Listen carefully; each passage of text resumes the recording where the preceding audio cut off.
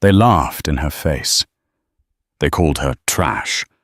They told their own son that if he married the pregnant waitress, he would lose every single penny of his inheritance. Victoria Whitmore, the matriarch of New York's most elite family, literally threw a prenup at the poor girl's chest and pointed to the door. Charlie chose love.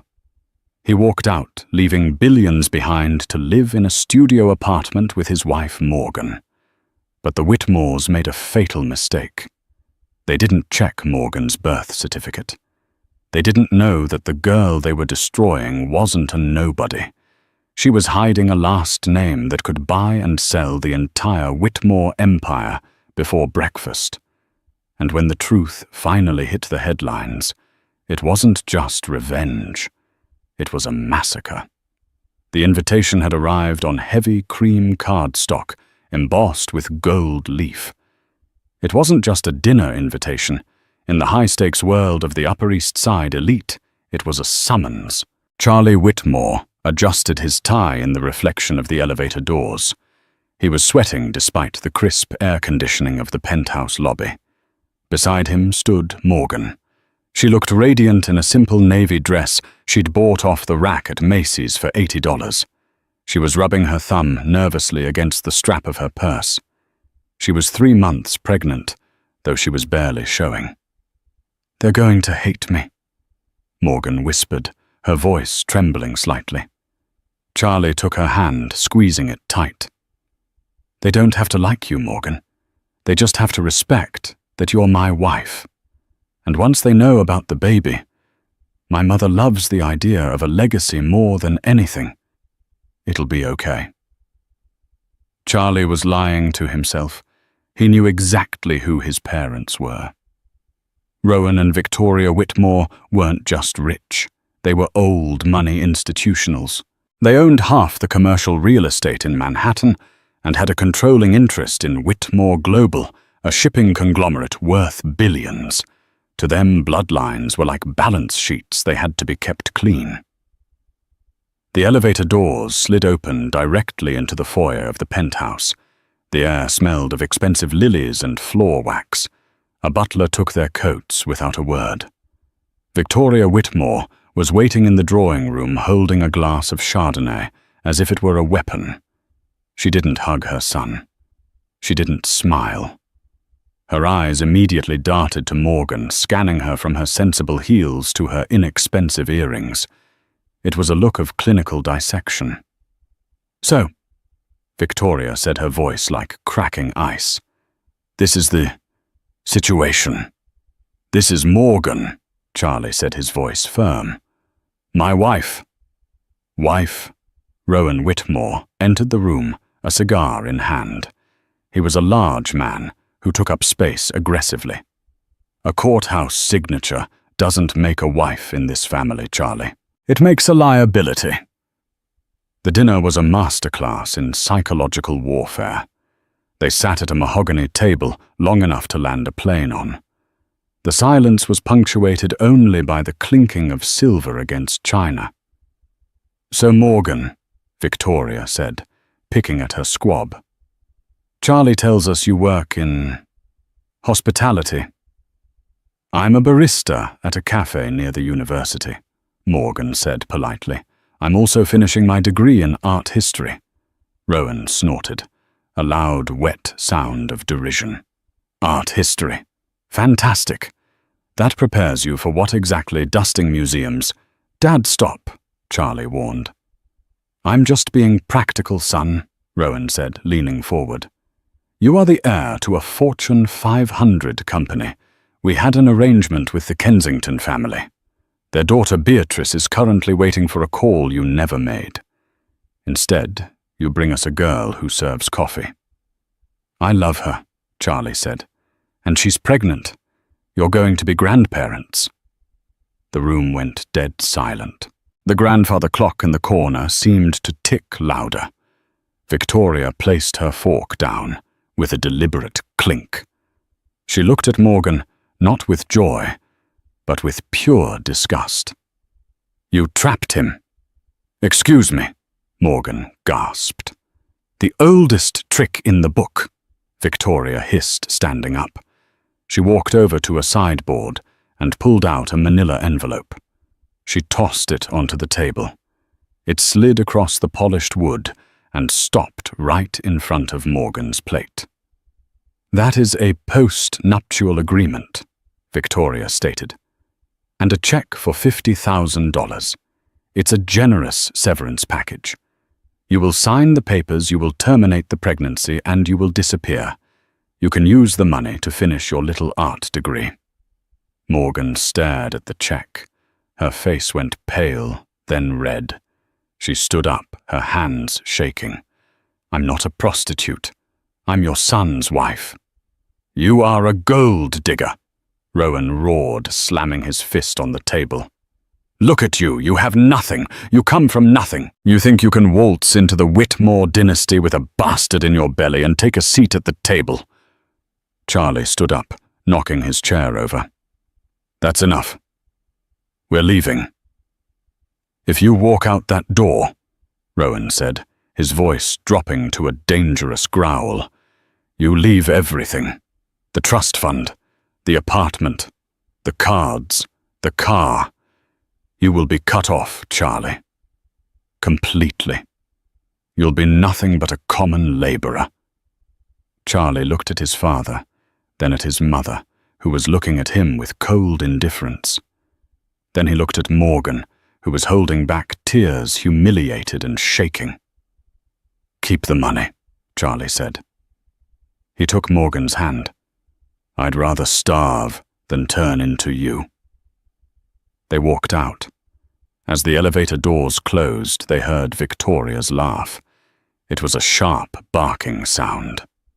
"He'll be back in a week," she shouted. "When the hungry little waitress realizes he's broke, she'll leave him." Victoria Whitmore's prediction was wrong. Morgan didn't leave, but the starving part wasn't far off. The reality of being disowned hit Charlie like a freight train. He had grown up in a world where problems were solved with a phone call. Now his phone was disconnected. His credit cards were declined at the gas station an hour after the dinner. They had to sell Charlie's vintage Rolex just to put a deposit down on a fourth-floor walk-up in Queens. The apartment was a far cry from the penthouse. The radiator clanked all night, the windows leaked drafty air, and the view was a brick wall. Charlie, a man with a business degree from Wharton, found himself unhireable. It wasn't just bad luck. It was sabotage. Every time he interviewed for a junior analyst position at a firm, things would go well until the background check. Rowan Whitmore had a long reach. He had blacklisted his own son. No one in the city wanted to hire the boy who had spat in the face of the Whitmore empire. Charlie ended up taking a job at a construction site in New Jersey. He came home every night covered in drywall dust, his hands blistered and raw. Morgan tried to work as long as she could, but the pregnancy was difficult. Her blood pressure was dangerously high, preeclampsia, the doctors warned. She was put on bed rest at 6 months. The winter of 2014 was brutal. "We have to pay the heating bill, Charlie," Morgan said one evening, wrapped in 3 blankets on their lumpy sofa. She looked gaunt, her eyes dark circles in a pale face. "It's 20 degrees outside." "I know," Charlie said, looking at the stack of red envelopes on the table. "I picked up a double shift this weekend. I'll make it work." He kissed her forehead, but he was terrified. They had $40 in their checking account. Then the emergency happened. Charlie was at the job site when he got the call. Morgan had collapsed. She was at Mount Sinai, Queens. Charlie ran. He didn't wait for the bus. He ran 6 blocks to the train station, panic seizing his chest. When he arrived, the doctor looked grave. "It's severe preeclampsia. Her kidneys are struggling. We need to stabilize her, but the stress—" "Mr. Whitmore, does she have insurance?" "She didn't. Charlie's coverage had been terminated by his father. Morgan's part-time job didn't offer benefits. "Do whatever you have to do," Charlie pleaded. "Save her. Save the baby." Charlie sat in the waiting room, his head in his hands. He knew he had no choice. He walked to the payphone. His cell service had been cut off 2 days ago, and dialed the number he swore he never would. "Whitmore residence," the butler answered. "Let me speak to my mother," Charlie said, his voice cracking. A moment later, Victoria's voice came on the line. "Well, I assume you're ready to apologize." "Mom, please," Charlie sobbed. "Morgan is in the hospital. It's bad. The baby is in trouble. We have no insurance. They need to run tests. I just need $5,000. I'll pay you back. I'll sign whatever you want. Just help us." There was a silence on the other end. A long, cruel silence. "You made your bed, Charlie," Victoria said. "If she loses the baby, perhaps it's for the best. It gives you a clean slate to come home." Click. She hung up. Charlie stared at the phone receiver, the dial tone buzzing like a hornet in his ear. A rage he had never known began to boil in his gut. They wanted his child to die. They wanted his wife to suffer. He walked back to Morgan's room. She was awake, hooked up to monitors. She looked so small. "Did you call them?" she asked weakly. Charlie nodded, tears streaming down his face mixed with construction dust. "They said no." Morgan didn't cry. A strange calmness settled over her face. She reached out and took Charlie's rough, calloused hand. "Okay," she whispered. "Okay. No more begging. Morgan." "I don't know what to do," Charlie admitted. "I failed you." "No, you didn't. You loved me." She took a deep breath, wincing in pain. "Charlie, hand me my purse, the old leather one. Morgan, you need to rest. Hand me the purse, Charlie." Her voice had a steeliness he had never heard before. He handed it to her. She dug through the lining past the crumpled receipts and gum wrappers and pulled out a small, antiquated flip phone. It wasn't her regular smartphone. It was a burner phone, or so Charlie thought. She flipped it open. There was only one number saved in the contacts. She pressed dial. Charlie watched, confused. "Who are you calling?" "We don't have anyone." Morgan put the phone to her ear. Her eyes were closed, but tears leaked out of the corners. "Hello?" she said into the phone.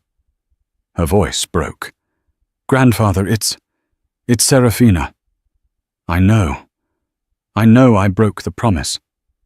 But I need you. They're trying to kill my baby." Charlie froze. Serafina Morgan listened for a moment, then nodded. "Mount Sinai, Queens." "Yes. Thank you." She closed the phone and looked at Charlie. "Pack your things, Charlie. We're being moved." Moved where who was that? That, Morgan said, was the only man your father is afraid of. Within 20 minutes, the atmosphere in the hospital changed. It started with a man in a suit. He wasn't a doctor. He walked into the cramped room wearing a bespoke charcoal suit that cost more than Charlie's annual salary at the construction site. He carried a briefcase and wore an earpiece. "Mrs. Whitmore?" the man asked. He hesitated on the last name. "Yes," Morgan said. She seemed to sit straighter in the hospital bed. "My name is Arthur Vance. I am head of security for the estate. A helicopter is landing on the roof in 5 minutes. We have a medical team from Zurich General on board. We are transferring you to the private wing at New York Presbyterian. The entire floor has been secured." Charlie stood up, stepping between the man and Morgan. "Who are you? What is going on?" The man looked at Charlie. He didn't look down on him unlike the Whitmores. He looked at Charlie with a strange mix of curiosity and respect. "You must be the husband. Mr. Blackwood has been monitoring you." "Blackwood?" Charlie frowned. "I don't know any Blackwood." Morgan squeezed Charlie's hand. "Charlie, please. Just trust me. I'll explain everything. Just come with me." The transfer was a blur. They were whisked up to the roof, loaded into a Sikorsky helicopter that looked more like a flying living room than an aircraft, and flown across the city. When they arrived at the new hospital, it wasn't a room. It was a suite. Marble floors, a view of Central Park, and the 3 specialists waiting. They stabilized Morgan immediately. The bill, which Charlie knew must be astronomical, was never even mentioned. 2 days later, Morgan was stable. The danger had passed. Charlie sat by the bed, looking at his wife. She looked healthier, her color returning. "Blackwood," Charlie said softly. "Morgan, the only Blackwood I know of is Silas Blackwood, the steel tycoon, the guy who owns the mines in Africa and half the shipping routes in the Pacific. He's a myth. He hasn't been seen in public since 1998. Morgan looked down at her hands. "He's not a myth. He's my grandfather." Charlie stared at her. "You told me your parents died in a car crash in Ohio. You said you grew up in foster care." "My parents did die in a crash," Morgan said quietly. "My mother was Silas Blackwood's only daughter. She ran away when she was 19, because she hated the life. She hated the security guards, the kidnappings, scares, the fake friends. She wanted to be normal. She changed her name to Miller. She met my dad, a mechanic. They were happy. Poor but happy." She looked up at Charlie, her eyes pleading for understanding. "When they died, my grandfather found me. I was 6. He wanted to take me back to the estate in Geneva, to raise me as the heir. I lived there for 10 years. It was a golden call." "Charlie, I had everything, but I had nothing. At 16, I ran away just like my mom. I wanted to see if I could make it on my own. I wanted to know if someone could love me, for me, not for the Blackwood Trust." She reached out and touched Charlie's face. "And I found him. You gave up billions for a waitress, Charlie. You proved it. You passed a test I didn't even know I was giving." Charlie was reeling. His wife wasn't just rich. The Whitmores were millionaires, perhaps low-level billionaires. Silas Blackwood was a sovereign power. He was the kind of money that controlled governments. "Does he know about us?" Charlie asked. "He knows everything," Morgan said. "He's been watching, and he is very, very angry at how your parents treated us." Just then the door to the suite opened. An old man entered. He was in a wheelchair, pushing himself with surprising strength. He had a shock of white hair and eyes that looked like polished flint. He wore a cardigan that looked centuries old. Silas Blackwood. He wheeled himself to the side of the bed.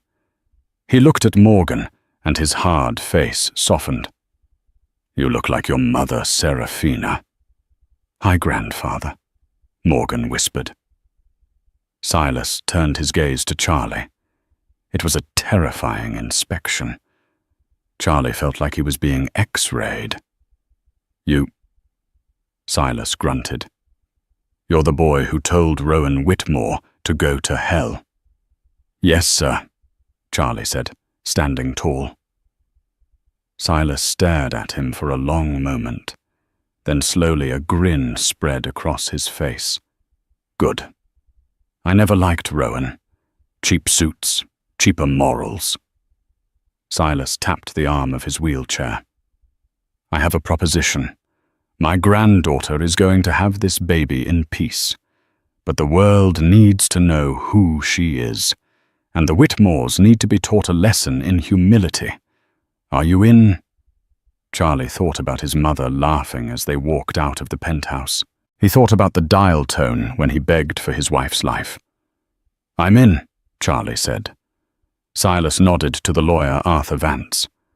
"Arthur, initiate Operation Glass House, and get me the file on Whitmore Global's debt restructuring." Arthur smiled a shark-like grin. "Already done, sir. Their loans are up for renewal next week. The bank is wavering." "Buy the bank," Silas said casually. "And get us tickets to the Met Gala. I hear the Whitmores are chairing it this year." 3 months later. The Met Gala is the pinnacle of New York society. For Victoria Whitmore, it was her coronation. She was the chairwoman of the event. She had spent months curating the guest list, ensuring that only the absolute cream of the crop attended. She stood at the top of the famous stairs wearing a custom Dior gown flanked by Rowan. They looked like royalty. "This is a triumph, Victoria," Rowan murmured, waving to the press. "The stock is up 2 points. Everyone is here." "Not everyone," Victoria said, scanning the crowd. "I don't see the senator." But generally she was pleased. She had successfully erased Charlie from the narrative. When people asked, she simply said he was taking a sabbatical in Europe. Suddenly a hush fell over the red carpet. It started at the street level and rippled up the stairs like a wave. The flashing cameras, usually a constant stroboscopic storm, stopped for a split second, then erupted with 10 times the intensity. A limousine had pulled up.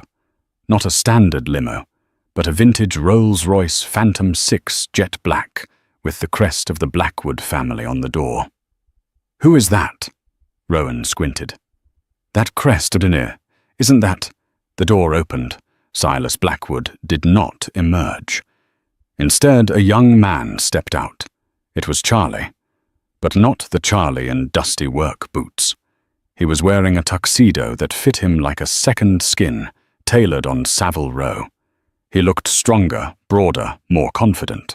He reached a hand back into the car. Morgan emerged. Gasps were audible from the crowd. Morgan was heavily pregnant, glowing, wearing a gown of midnight blue velvet that shimmered like the night sky. Around her neck was the Star of the East, a diamond necklace that hadn't been seen since an auction in 1982, where it sold for $40 million. They walked up the stairs. The press was screaming. "Charlie, Charlie, is that your wife? Who is she wearing?" Victoria Whitmore felt the blood drain from her face. She gripped Rowan's arm. "What are they doing here? Security? Get them out." She marched down a few steps to intercept them, blocking their path before they could reach the entrance doors. "You have some nerve!" Victoria hissed, her voice low, so the cameras wouldn't catch the venom. "Crashing my event in rented clothes. You are an embarrassment. Turn around and leave before I have you arrested for trespassing." Charlie looked at his mother. He didn't look angry anymore. He looked pitying. "We aren't crashing, Mother," Charlie said calmly. "We were invited." "By whom?" Rowan sneered. "I own this board." "Actually," a deep voice boomed from behind them. Arthur Vance, the lawyer, stepped up.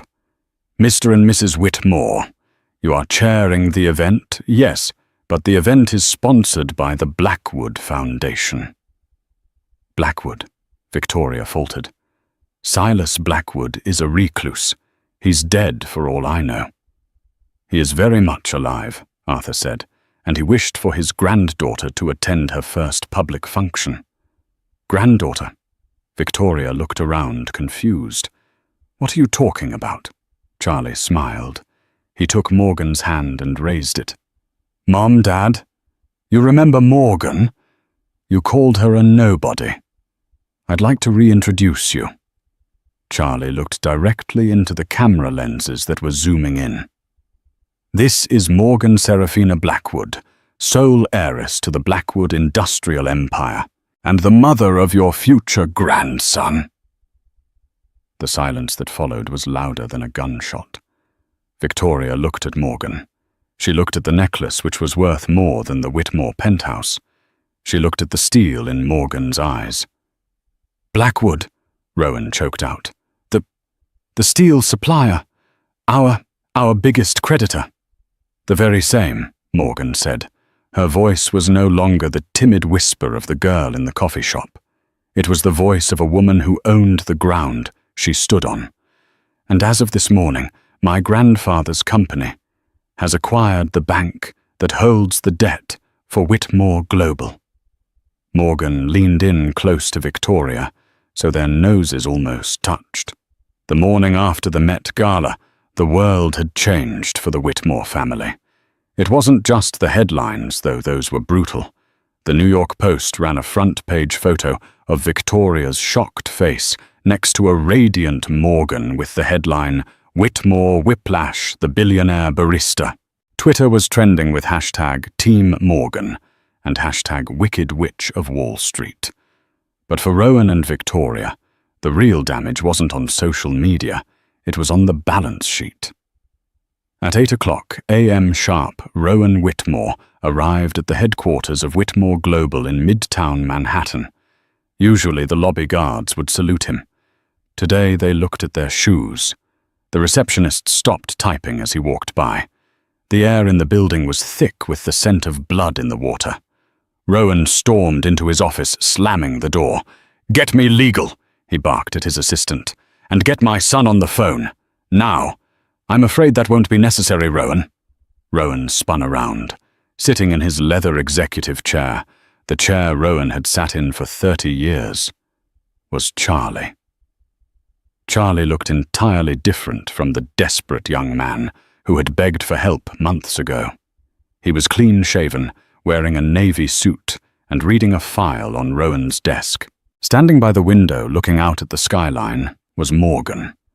She wore a cream-colored maternity dress and a blazer. She didn't look like a barista anymore. She looked like the owner. "Get out of my chair," Rowan snarled, his face turning a dangerous shade of purple. "Security. Security works for the board, Dad," Charlie said calmly, not moving. "And as of 7:30 this morning, the board has been restructured." "Restructured? You can't restructure without my vote. I own 51% of the voting shares." "Actually," Morgan said, turning from the window, "you owned 51% of the shares leveraged against the company's debt. You used your own stock as collateral for the expansion loans in 2018. A risky move, Rowan." Rowan froze. "Those loans aren't due until 2028. "Technically, yes," Morgan said, walking over to the desk and placing a heavy document on top of it. "Unless the lender determines that the reputation of the borrower has become materially adverse to the security of the loan. It's a standard clause. Clause 14b. She tapped the newspaper on the desk with the Wicked Witch headline. "Public humiliation," Morgan said. "Scandal. The CEO disowning his own heir. It makes the market nervous. The lender has the right to call the loan immediately to protect their asset." "And who is the lender?" Rowan whispered, though he already knew the answer. "Blackwood Capital," Morgan said softly. "My grandfather bought the debt, Rowan, and he transferred it to a trust. In my name." Rowan collapsed onto the visitor's sofa. The fight drained out of him. He knew the numbers. If the loan was called now, he would have to liquidate his personal holdings to cover it. He would lose the houses, the cars, the art collection. "What do you want?" Rowan asked, his voice shaking. "You want an apology?" "Fine. I'm sorry. We were harsh. We were protecting the family interests." The door opened, and Victoria burst in. She looked disheveled, her usual perfect blowout flat. "Rowan, my credit cards." The black card was declined at Bergdorf's. They cut it up in front of me. She saw Charlie and stopped. Her eyes narrowed. "You, fix this.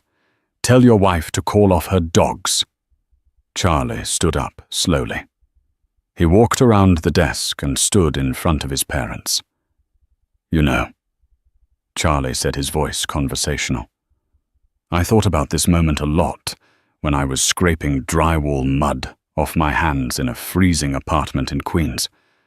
I thought I would want to scream at you, but I just feel tired." He reached into his jacket pocket and pulled out a crumpled, stained envelope. It was the same manila envelope Victoria had thrown at Morgan at the dinner months ago. "You gave Morgan a choice," Charlie said. $50,000 to leave, or nothing." He tossed the envelope onto the coffee table in front of them. "We're giving you a choice, too." Morgan stepped forward. "Option A, I call the loan. Whitmore Global goes into immediate receivership. You are stripped of your assets to pay the debt. You file for Chapter 7 bankruptcy. You lose the penthouse. You lose the Hamptons estate. You end up with nothing." Victoria gasped, clutching her pearls. "And option B?" "Option B," Morgan said. "You retire. Today. You sign over all voting rights to Charlie. You vacate the penthouse, its company property after all. You move to the small cottage on the Connecticut grounds. You receive a monthly stipend of $4,000. That's roughly what Charlie and I were living on." "$4,000?" Victoria shrieked. "That won't even cover my hair appointments." "Then learn to do your own hair," Charlie said coldly. "Morgan learned to live on ramen noodles while pregnant because you cut us off. You can learn to budget." "This is insane," Rowan spat. "We are your parents." "No," Charlie corrected. "You are my biological predecessors. Parents don't let their grandchild nearly die to teach a lesson." Charlie checked his watch. "You have 5 minutes to decide. After that, Arthur Sterling, our lawyer, is filing the foreclosure papers." Rowan looked at Victoria. He looked at the luxury office that defined his existence. Then he looked at the sheer financial power standing in front of him. He realized with a sinking horror that Morgan wasn't bluffing. She had the Blackwood ruthlessness in her blood. "Where is the pen?" Rowan whispered. The transition of power wasn't just a legal maneuver. It was an eviction. And it was brutal. By the time the ink was dry on the acquisition papers, the locksmiths were already drilling into the mahogany doors of the Fifth Avenue penthouse. These weren't the polite, white-gloved movers Victoria Whitmore was accustomed to commanding. These were foreclosure agents, men in thick boots and reflective vests, who handled priceless heirlooms with the indifference of garbage collectors. Victoria stood in the center of the foyer, the marble floor cold beneath her feet. She was watching her life being dismantled item by item. "Careful with that," she snapped, her voice shrill, as a worker wrapped a Ming Dynasty vase in brown packing paper. "That vase has been in the Whitmore family for 3 generations. The worker didn't even look up. He slapped a neon orange sticker onto the side of the porcelain. "Inventory tag 409-B. Property of Whitmore Global Corporate Art Reserve. It stays with the company, ma'am." "It stays..." Victoria gasped, clutching her chest. But it matches the drapes." "The drapes stay too," the man said flatly. Victoria looked around wildly. Everything was being tagged.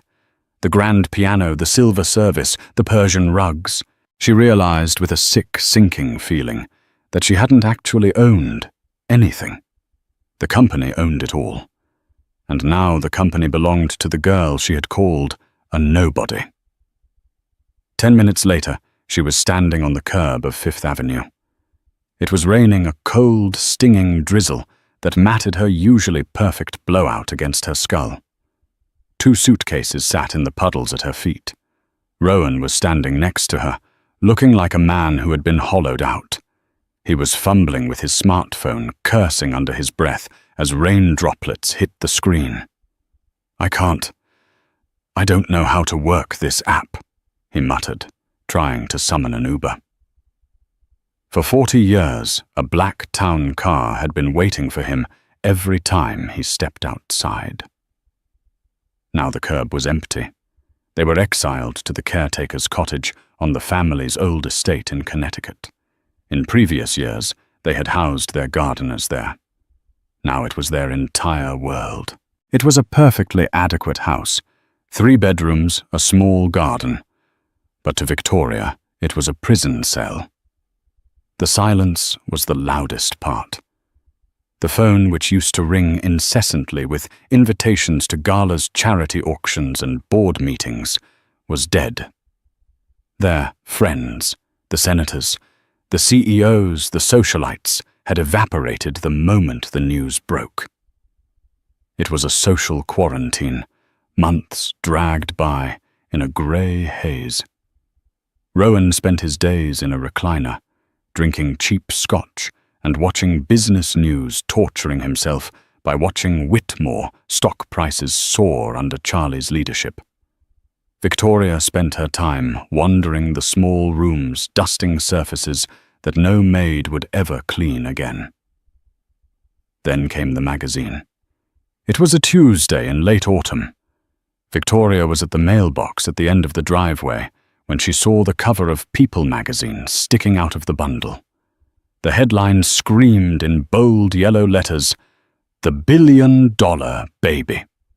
Her hands shook as she pulled it out. There was a photo taken by a long lens camera of Charlie and Morgan leaving Mount Sinai Hospital. They looked exhausted, disheveled but radiant with a joy that Victoria couldn't comprehend.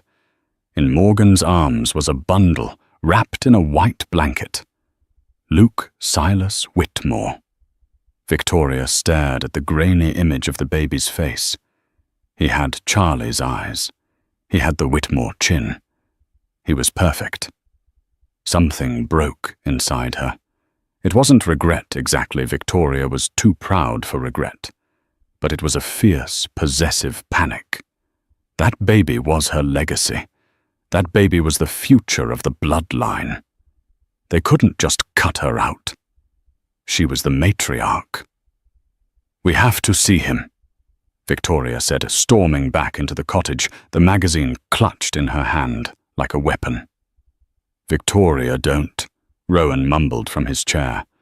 "The lawyers said—" "I don't care what the lawyers said," she shrieked. "I am his grandmother. Blood is thicker than contracts, Rowan. Once Charlie sees me, once he sees his mother holding his son, he'll melt. He was always a soft boy. He just needs to be reminded of who raised him." She forced Rowan to put on his one remaining suit. They drove the 2 hours into the city in their rusted sedan, the heater rattling the entire way. They went straight to the West Village. Morgan and Charlie had bought a brownstone on a quiet, tree-lined street. It was an imposing building, warm light spilling from the windows, contrasting with the gloomy twilight. Victoria walked up the steps and pressed the buzzer. She smoothed her coat, practiced her smile. She prepared the tears. Buzz. Buzz. The intercom crackled to life.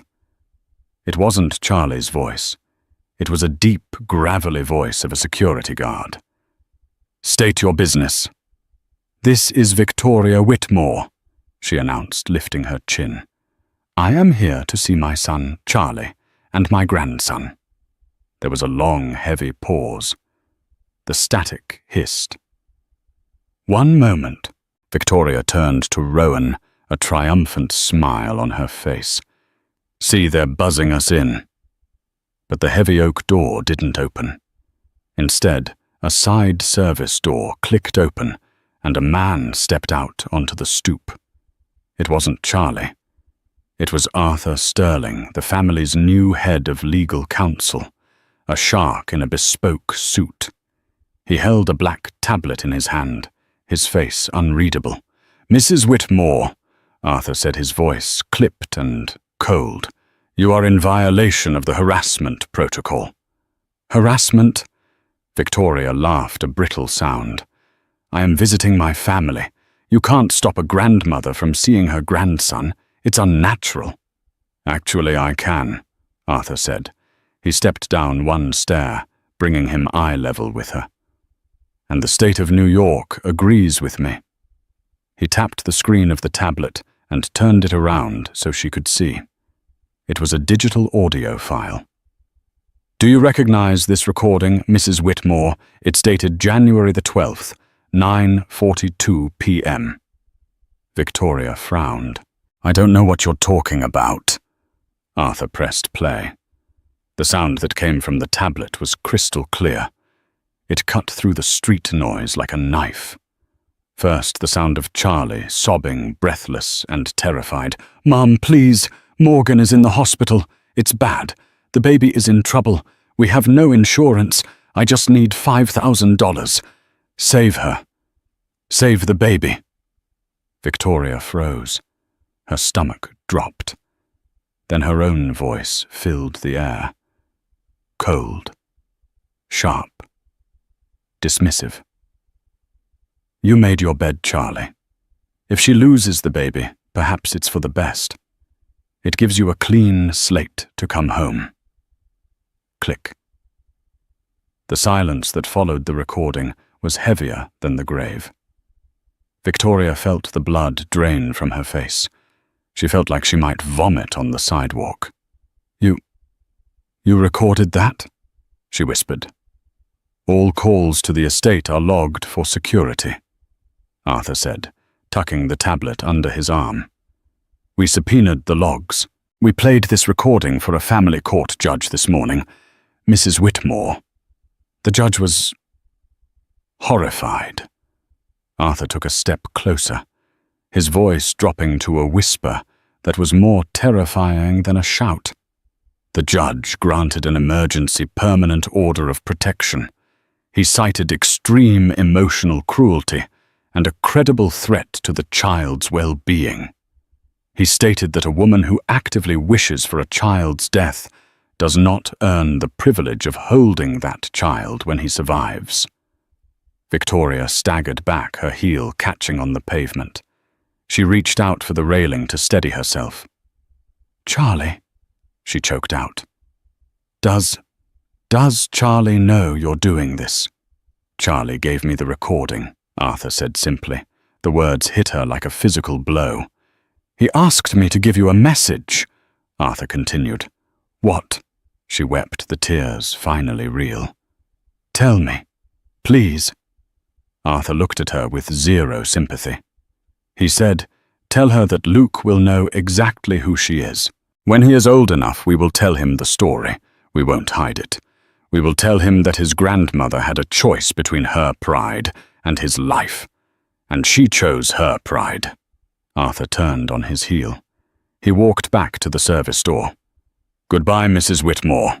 If you return to this property, you will be arrested." The door slammed shut. The deadbolt slid home with a final thud. Victoria stood alone on the sidewalk. She looked up at the third-floor window. The curtains were drawn, but the light inside was golden and warm.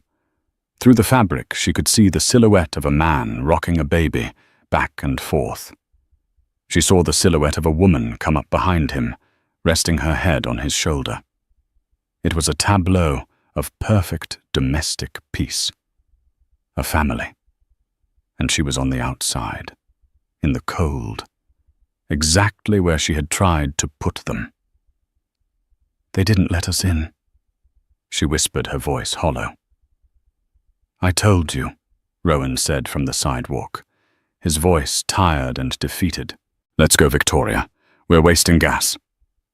As they drove away back toward the darkness of the countryside, Victoria stared out the window. They passed a massive digital billboard in Times Square. It was an advertisement for the new Whitmore Blackwood Charity Gala. The tagline, written in elegant script, read, "Family first, always." The irony tasted like ash in her mouth. She closed her eyes, but she could still hear the recording playing in her mind on a loop. If she loses the baby, perhaps it's for the best. Back in the warm nursery, Charlie looked down at baby Luke. The infant was sleeping soundly, gripping Charlie's pinky finger with a tiny, incredibly strong hand. "She came," Morgan asked softly, walking in with a warm bottle. "Yeah," Charlie said. He didn't look out the window. He didn't look at the street. His eyes were fixed on his son. Arthur handled it. "Do you feel bad?" Morgan asked, touching Charlie's arm gently. "They are your parents, Charlie." Charlie remembered the fear in the construction site. He remembered the hunger in the freezing apartment. He remembered the dial tone that night. "No," Charlie said, kissing Luke's forehead. "I don't feel bad. I feel safe." 5 years is a lifetime in the world of high finance. It is enough time for empires to crumble and for new gods to ascend. In the half-decade since the heavy oak doors of the West Village brownstone had been slammed shut in Victoria Whitmore's face, the landscape of New York power had shifted beneath her feet. The Whitmore-Blackwood alliance had not just survived, it had thrived with a ferocity that baffled Wall Street analysts. Morgan, with her grandfather's steel in her spine, had revolutionized the logistics of the company, cutting waste and maximizing efficiency. Charlie, conversely, had become the soul of the operation. He implemented profit sharing for factory workers, paid paternity leave, and scholarship funds. The Wall Street Journal had dubbed it the industrial miracle of the decade. They weren't just billionaires. They were untouchable. Or so they thought. Peace at the summit is always an illusion. The higher you climb, the thinner the air, and the sharper the knives waiting in the dark. The attack came on a grey Tuesday in November. It wasn't a physical assault, but in their world, it was far more lethal, a hostile corporate decapitation. The Kensington Group, led by the father of Beatrice, the woman Charlie had refused to marry years ago, launched a surprise bid to swallow Whitmore global whole. Lord Kensington had smelled blood. He assumed that Charlie's focus on charity made him soft and that Morgan was too distracted by motherhood to notice the sharks circling the boat. The showdown took place in the main boardroom of the new headquarters at One World Trade Center. The room was a fortress of glass and chrome overlooking the city that Charlie now effectively helped run. Lord Kensington sat at the head of the table, looking like a vulture in a three-piece suit. He was flanked by a phalanx of aggressive lawyers. When Charlie and Morgan entered, Kensington didn't even stand up.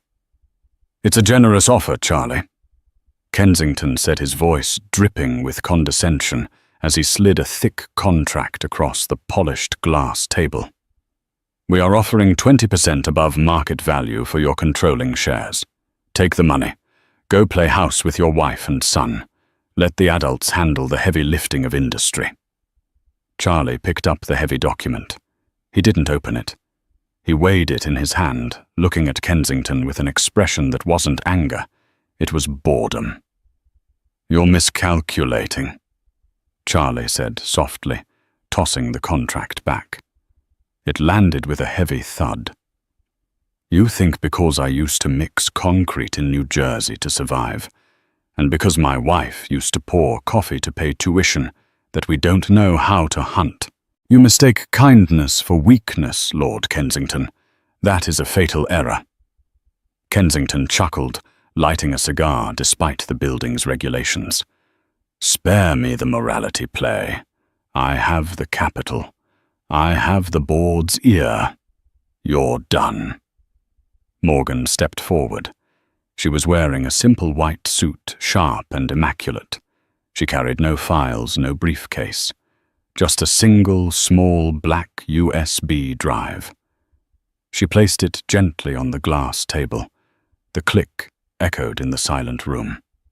"Lord Kensington," Morgan said, her voice silky and dangerous. "Before you initiate a proxy war, you might want to review the contents of that drive. Folder 3 specifically." Kensington frowned the cigar, pausing halfway to his mouth. "What is this bribe?" "It's an insurance policy," Morgan replied, leaning her hands on the table and staring him down. "It contains the unredacted environmental impact reports from your lithium mines in Nevada. The reports you paid $2 million to bury in 2019. The ones that prove you have been knowingly leaking arsenic into the local groundwater for 3 years to save on filtration costs." The color drained from Kensington's face so fast he looked like a corpse. That is privileged internal data. That is impossible to obtain." "It was privileged," Charlie interjected, his voice dropping to a terrifying whisper, "until you decided to threaten my family. Now it's leverage." Morgan tapped the drive with a manicured fingernail. "If you do not withdraw your bid and resign from your own chairmanship by noon today, a copy of this drive goes to the EPA. Another copy goes to the New York Times, and the third goes to the Department of Justice." Kensington looked at his lawyers. They looked away, terrified. He looked at Charlie, expecting to see the soft boy he had heard rumors about. Instead, he saw the eyes of Silas Blackwood staring back at him. "Get out of my building," Charlie said. Kensington stood up, his hands shaking, and left without a word. The takeover was dead in 3 minutes. That night, the atmosphere couldn't have been more different.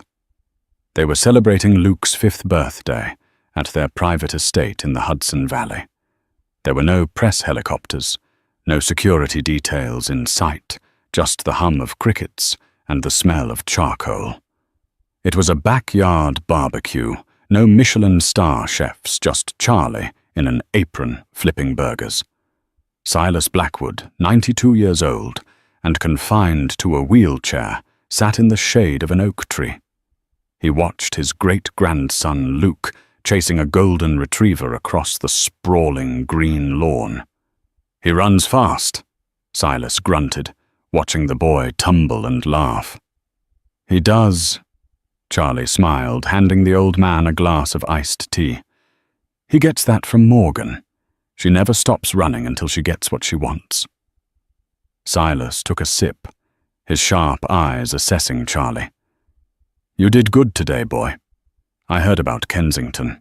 I was worried about you at first. I thought you might be too much like your father, all bark, no bite. But you have a spine. You protected what was yours." "I had to learn the hard way," Charlie replied, looking toward the house where Morgan was laughing with friends. Miles away in a small, damp cottage in Connecticut, the hard way was the only reality Rowan and Victoria Whitmore knew. Their exile had settled into a grey, suffocating misery. The cottage was adequate, but to them it was a prison cell. The faucets leaked. The heating was spotty. But the poverty wasn't the worst part. It was the silence. Every Christmas, Victoria would write a long, pleading letter. She would put it in an envelope with a card, and every January it would return to her mailbox marked "Refused Return to Sender." One afternoon, Victoria was at the local budget market. She hated this store. The fluorescent lights buzzed and the floor was sticky. She stood in the checkout line, clutching a handful of coupons she had spent the morning, clipping a humiliation that still made her hands tremble. She looked up, and her heart stopped. Mounted above the register was a small television tuned to a national news channel. The banner at the bottom read, "Man of the Year, Charlie Whitmore." There he was, her son. He looked older, distinguished, with silver touching his temples. He was holding Luke, her grandson, in his arms. Morgan stood beside them, cutting the ribbon on a new pediatric cancer wing they had fully funded. They looked like royalty. Not the cold, stiff royalty of the Whitmore dynasty, but something warmer, something real. The reporter on the screen held a microphone to Charlie. "Mr. Whitmore, you've donated half your annual salary this year to single mothers and families in crisis. Why is that cause so personal to you? You come from such privilege." Victoria held her breath. The cashier was beeping her items, but she couldn't hear it. On the screen, Charlie looked directly into the camera lens. For a fleeting, agonizing second, Victoria felt as though he was looking right at her, standing there in her worn-out coat. "I don't come from privilege," Charlie said, his voice steady. "I know what it's like to have nothing. I know what it's like to be cold. And I know that family isn't about whose blood is in your veins. It's about who stands beside you when the world turns its back on you." He pulled Luke closer, kissing the boy's head. "I want my son to know that kindness is the only currency that actually matters. Money can be lost, titles can be stripped, but how you treat people, that is your legacy." Victoria stared at the screen.